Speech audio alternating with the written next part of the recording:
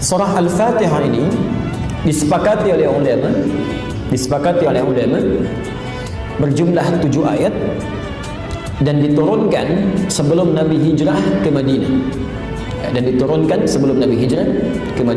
Jadi ada ayat-ayat atau surah-surah yang diturunkan sebelum Nabi hijrah, ada ayat atau surah-surah yang diturunkan setelah Nabi hijrah.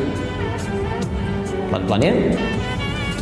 Kalau ayat atau surah tersebut diturunkan sebelum Nabi hijrah ke Madinah, maka ayatnya, surahnya disebut dengan Makkiyah. Nah, dengar istilah Makkiyah ya? Ini istilah yang tepat. Makkiyah itu surah-surah atau ayat yang diturunkan sebelum Nabi hijrah, bukan yang turun di Mekah ya. Karena nanti ada pendapat surah yang turun di Mekah disebut Makkiyah ya. Belum tentu, karena nanti ada surah yang turun di Mekah tapi setelah Nabi hijrah ya.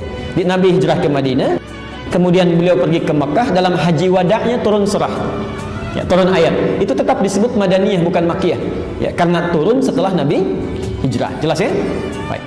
Adapun surah-surah dan ayat yang turun setelah Nabi SAW hijrah ke Madinah, walaupun beliau sesekali pergi ke Mekah dan turun saat itu di Mekah ya, itu disebut dengan Madaniyah ya.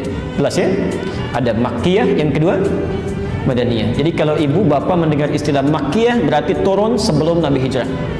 Kalau mendengar Madaniyah berarti turun setelah Nabi hijrah. Baik.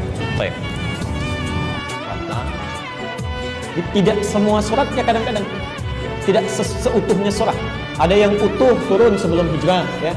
Ada yang sebagian turun di Mekah isinya, sebagian turun di Madinah. Ada yang demikian ya. Nanti kita bahas saat masuk pada kandungan surahnya.